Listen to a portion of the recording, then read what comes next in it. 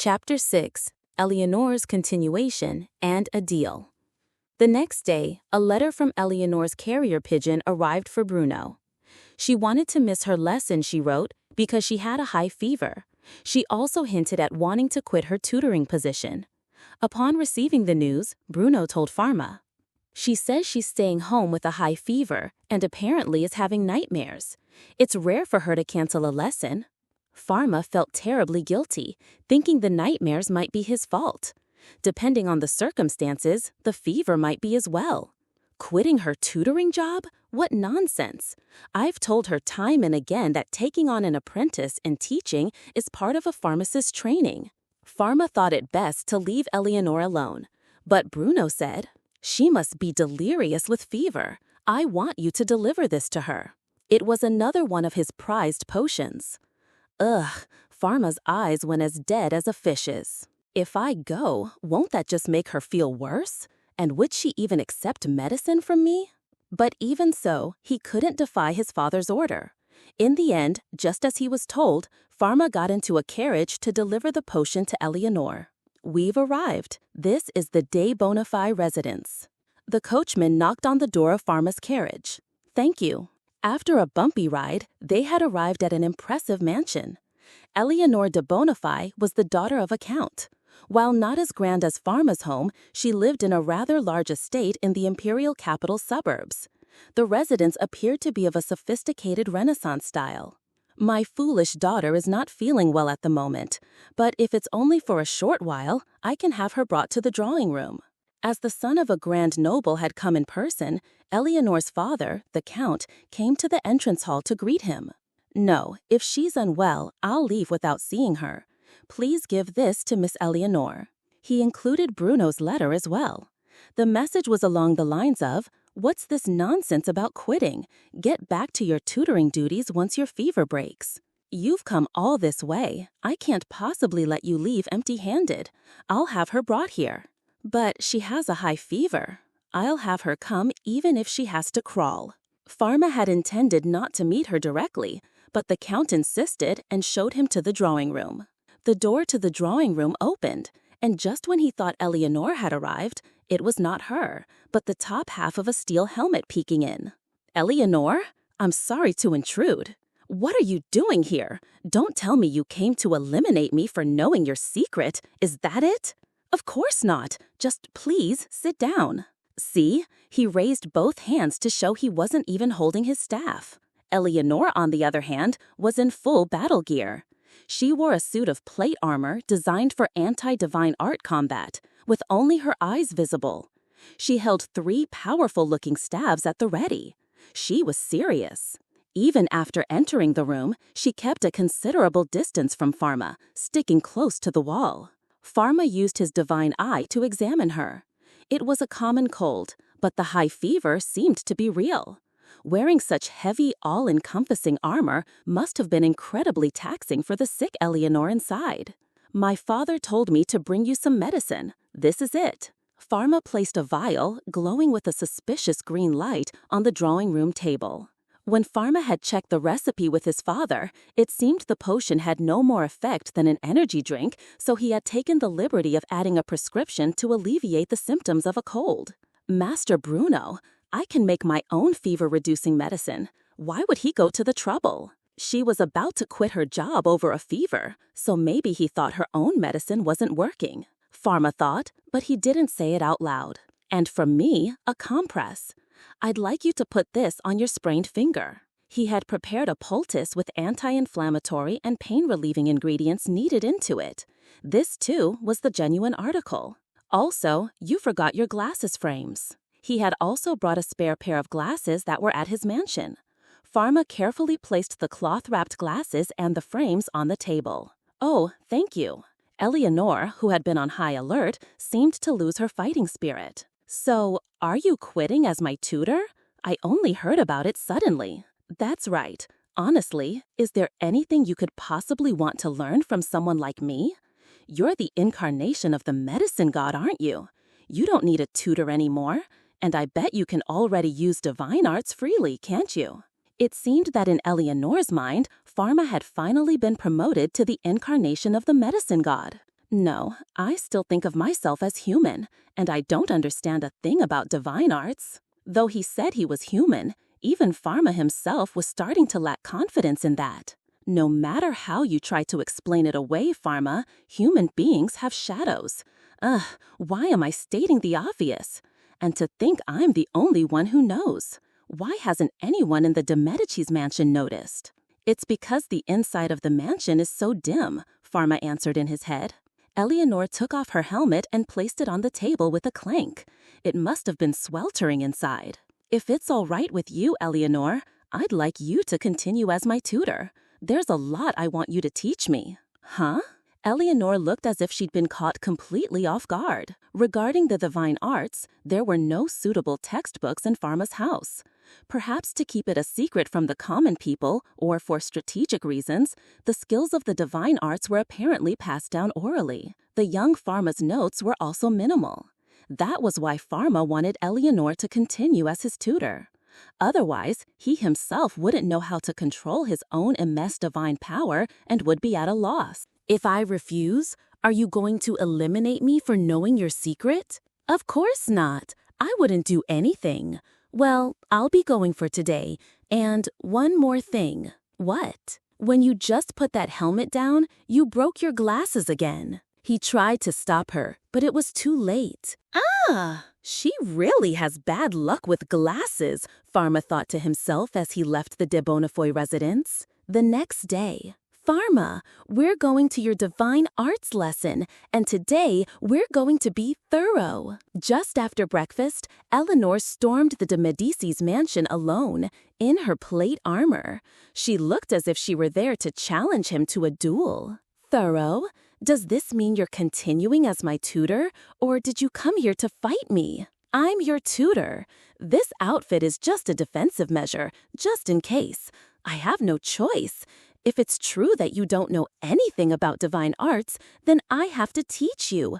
The whole imperial capital could be blown away. No, that would be terrible. I mean, I would die, and I don't want to die.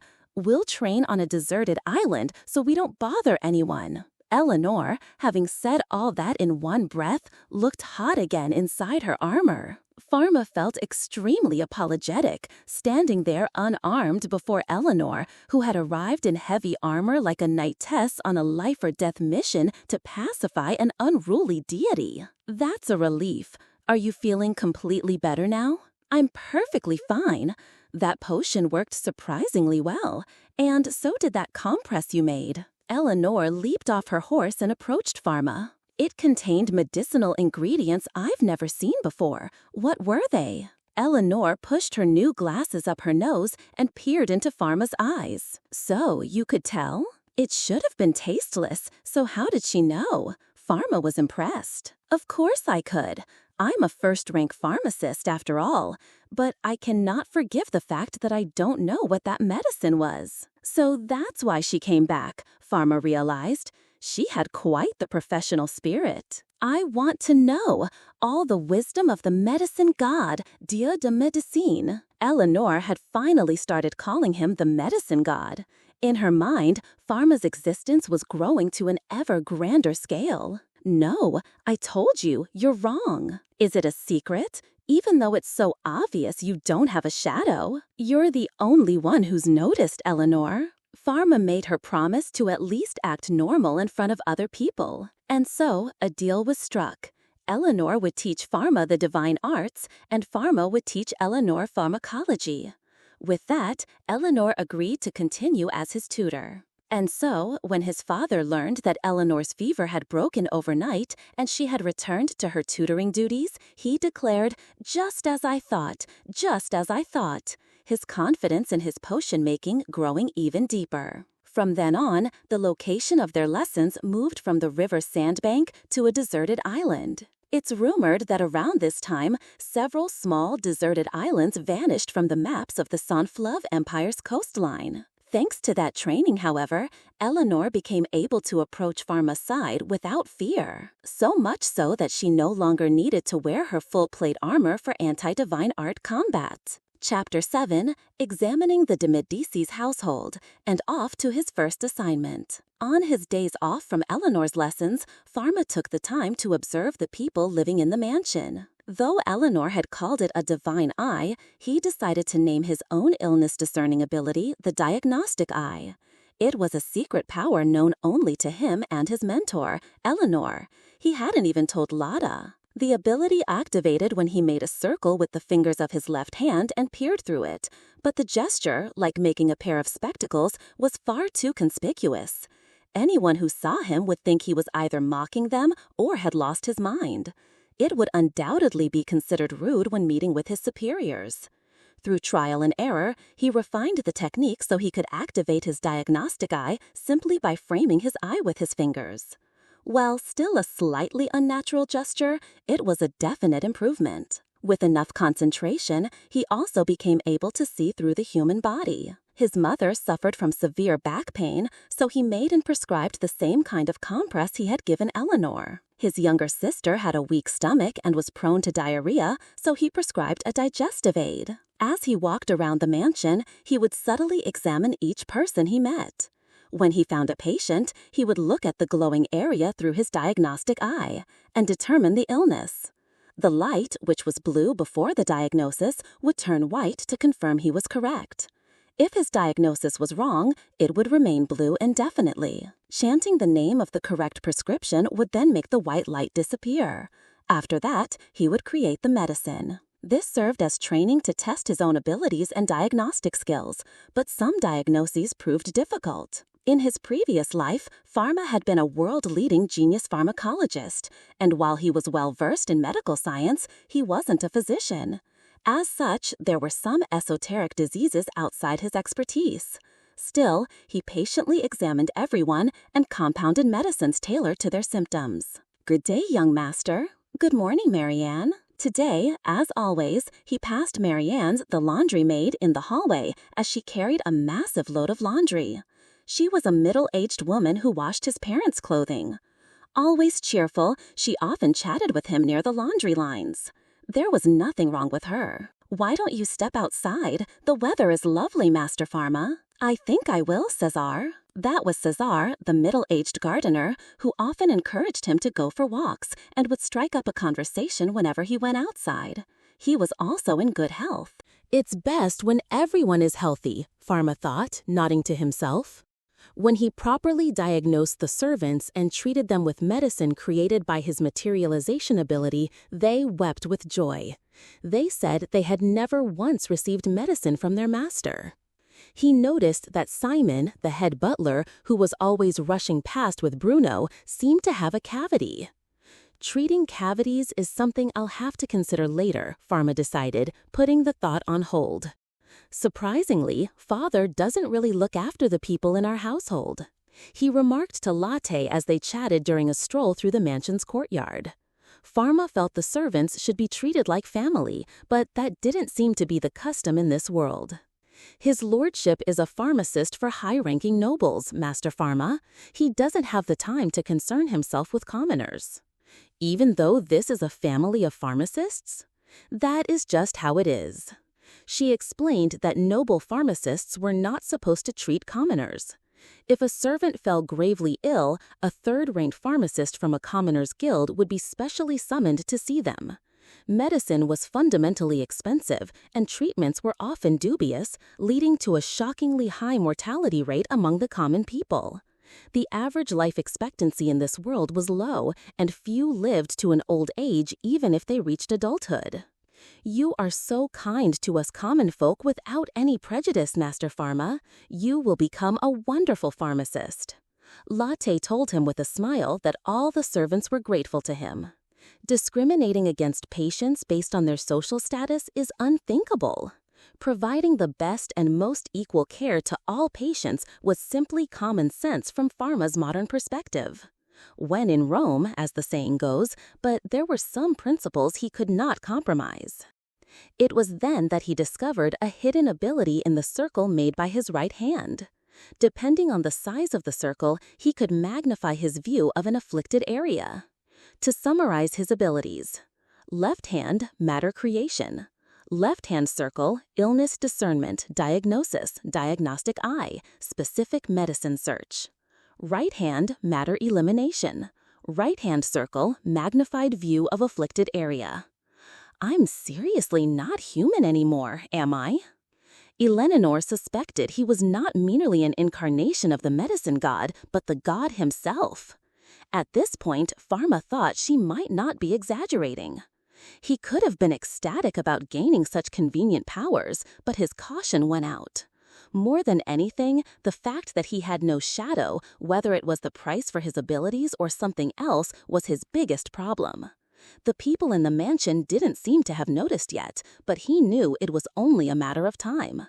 He made a conscious effort to walk in the shadows as much as possible. That way, he could hide the fact that he didn't have one. But if that's the case, what am I?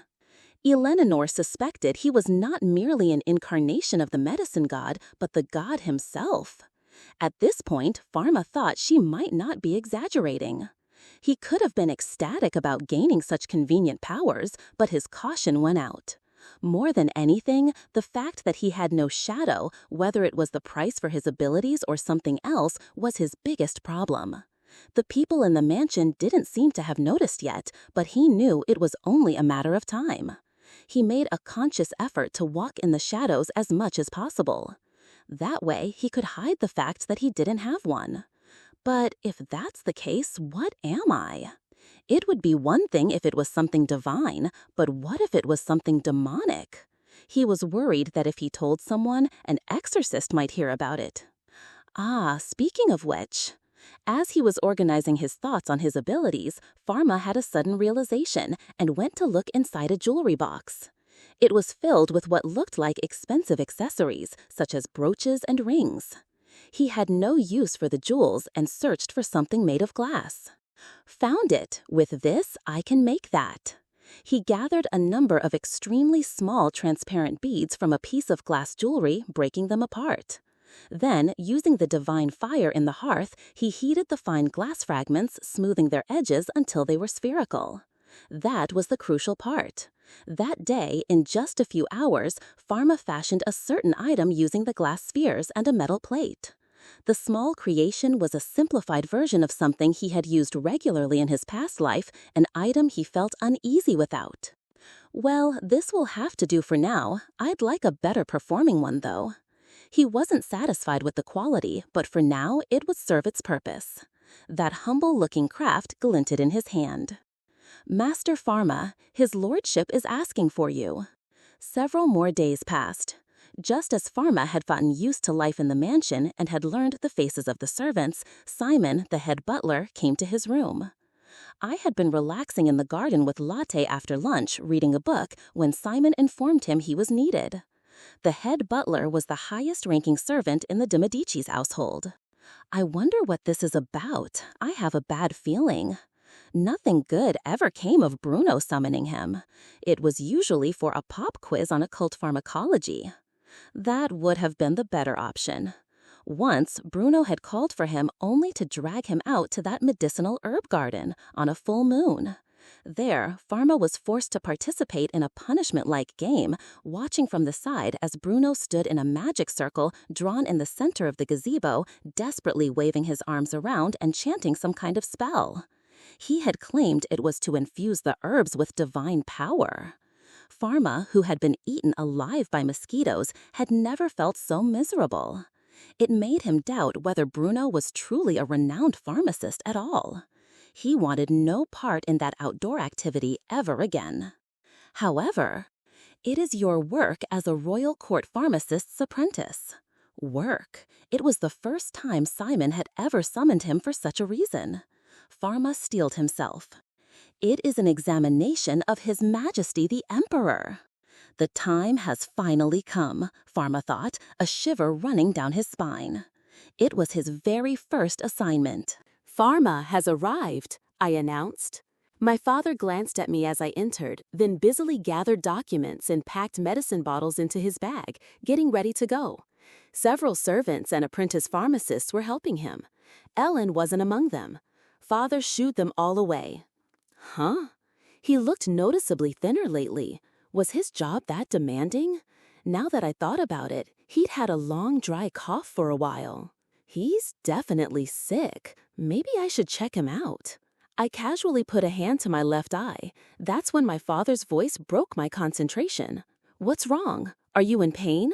I stopped my diagnosis. It was impossible to do with him staring at me so intently. "You will stand still and listen to me. Don't be so sloppy." "Yes, sir," I replied, snapping to attention. Absolute obedience to one's father was the custom in this world. Her Majesty's condition has taken a turn for the worse.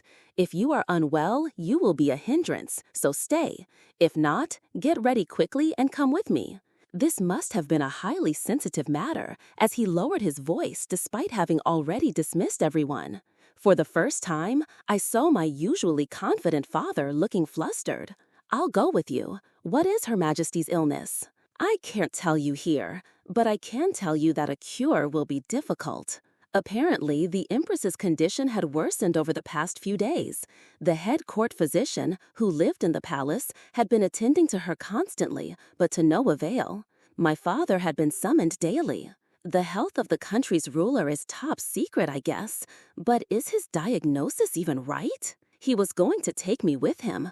Only court pharmacists and their apprentices were allowed to examine the emperor. Anyone below a first-class pharmacist wasn't welcome. My job would be to carry bags, assist with compounding, run errands, and observe the examination. When it came to the emperor's treatment, both the court physician and the court pharmacist typically worked together. The physician would prescribe the medicine, and the pharmacist would prepare it.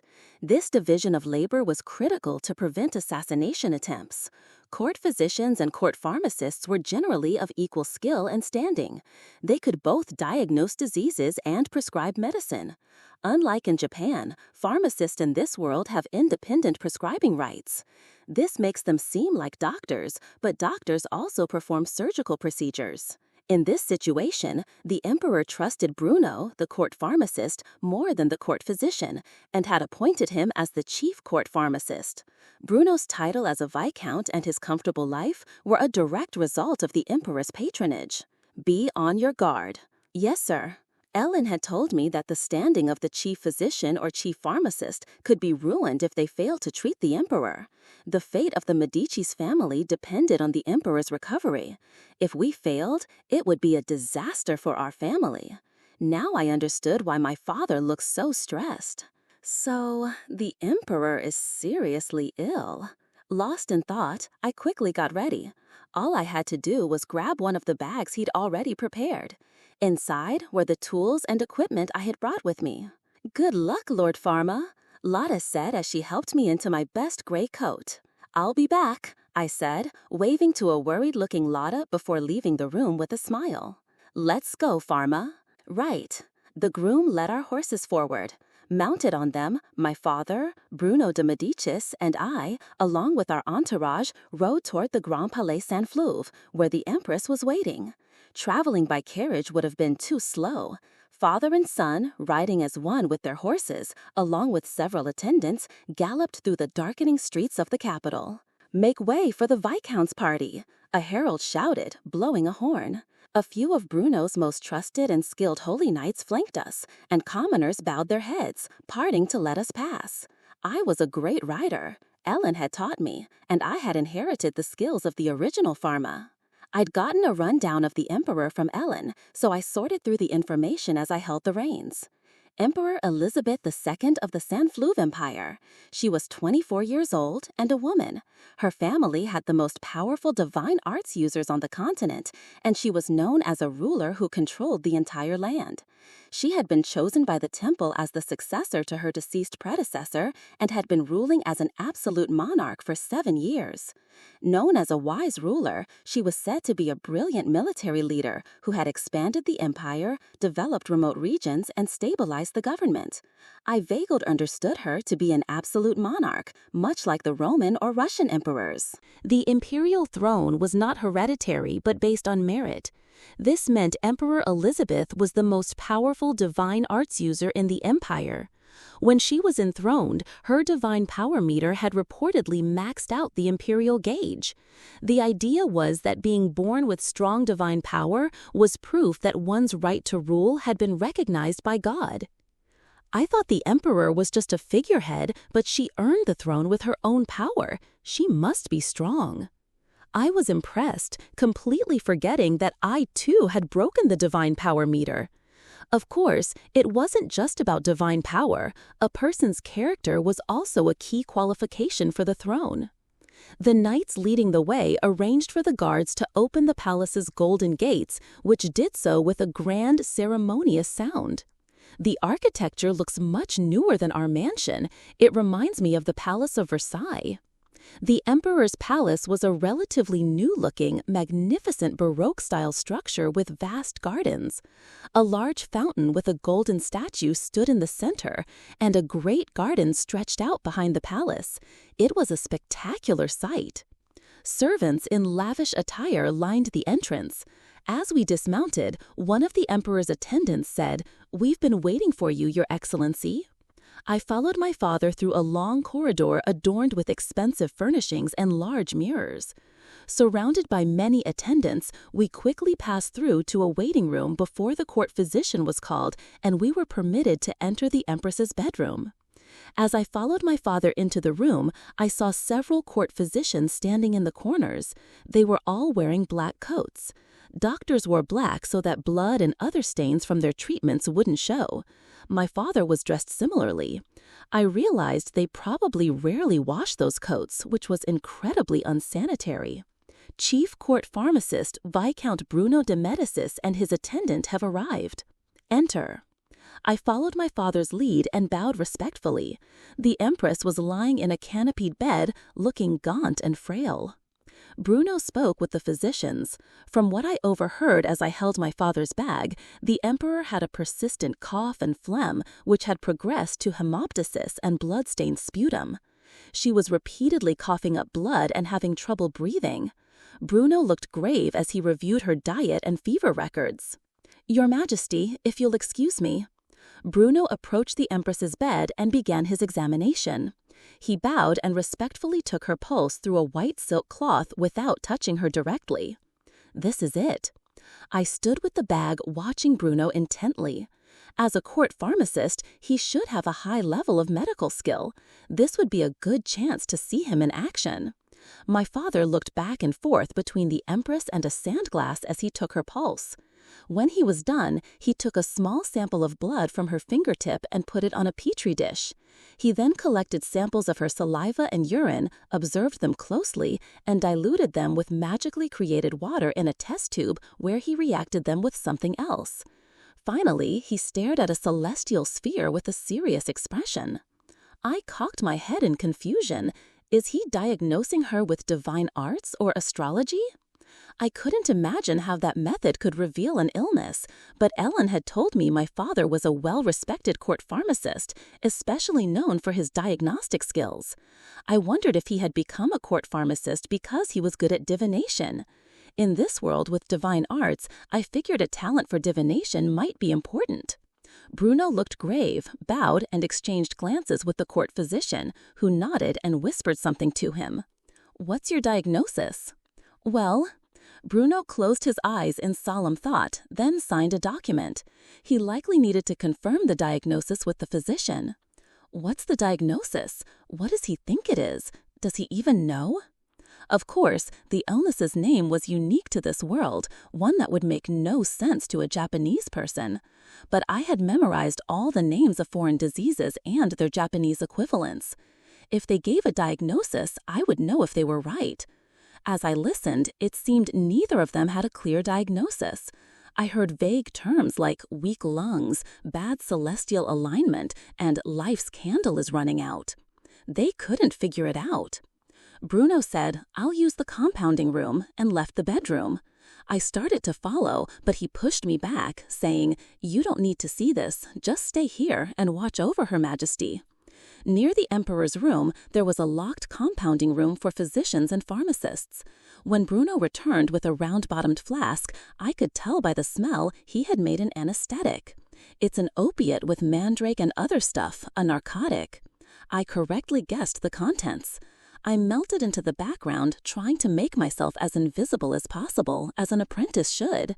Just then, the Empress began to cough violently and woke up. "Your Majesty, how do you feel?" Bruno rushed to her side and knelt, asking in a gentle voice. She was in her pajamas, her cheeks were hollow, her skin was dry, and she had lost all her regal presence. She was just a pitiful patient, and it was clear to everyone that death was near. I watched her closely from a distance. "Tell me the truth. Am I going to die?" My father comforted her in her moments of weakness, a side of him I had never seen before. I had only ever known him as a stern patriarch. "Please do not worry, Your Majesty. You will soon be well. I have prepared a very effective medicine for you." It was a narcotic. What Bruno had prepared had some toxicity, but wasn't lethal. He was abandoning aggressive treatment in favor of passive care, and the other physicians had agreed. He must have sent me away so I wouldn't see him giving up. She certainly looked seriously ill. I wanted to cheer him on, but my father seemed to have given up with a heavy heart. He was preparing to administer the anesthetic. "Your Majesty, breathe in deeply. First, just a shallow breath. The anesthetic would relieve her pain. In other words, he was just going to make her groggy with narcotics." Paul, a priest. "The crisis will be tomorrow night." The head court physician, Claude, sighed, shook his head, and secretly told the royal attendant and courtiers. The Empress's eyes were already getting heavy from the anesthetic fumes. A priest would be summoned to pray for a peaceful death. It seemed there was nothing to do but wait for her to slowly fade away while keeping her comfortable. Is no one going to try and cure her? I was the only one in the room who couldn't accept this treatment. I had originally intended to let my father take the lead, but now I had to do something. For a moment, I was bound by the laws of Japan where pharmacists couldn't diagnose or determine a course of treatment, but everyone here had already given up on her. Besides, they wouldn't listen to me. They'd think I was an inexperienced apprentice. I'm done with just watching. I was no longer just an attendant. I gently placed my left hand on my left eye, channeling divine power to my fingertips. My azure eyes changed, emitting a faint glow. The diagnosis had begun. When I activated my diagnostic eye, the world around me became less colorful. My focus sharpened as my consciousness narrowed. Through the Emperor's body, I could see countless pale, glowing lesions in her lungs. I could almost hear the screams of the organs ravaged by illness. "She must be in so much pain. She's so strong." I whispered quietly and considered a diagnosis. If I were in Japan, I would run blood tests, imaging tests, and biopsies, but I didn't have the equipment for that here. My diagnostic eye only showed me where the illness was located. It wasn't necessarily a tumor. If I interpreted the diagnosis like a regular imaging test, I would fail. After all, it would light up for something as simple as a cold or bronchitis. Metastatic lung tumor, pulmonary emphysema, pneumonia. I eliminated each possibility, even the unlikely ones. The light didn't change. It stayed blue. They're all wrong. Is this a disease unique to this world? If so, it would be difficult to cure. This is a medieval European-style fantasy world, after all. I sighed, then remembered something. That's right, it's the Middle Ages. I needed to remember that this world was at a medieval European level of culture and civilization. And in modern Japan, it was still a disease to be reckoned with, even if it could be cured. In developing countries, it was still rampant. I had unconsciously ruled out this possibility because the Empress was so young. Tuberculosis. My diagnostic eye revealed the disease name. The ghostly pale blue glow surrounding the lesions was purified, turning into a pure white light. The disease was called White Death in this world. In the Middle Ages of my previous world, Earth, it was an incurable disease known as the White Plague.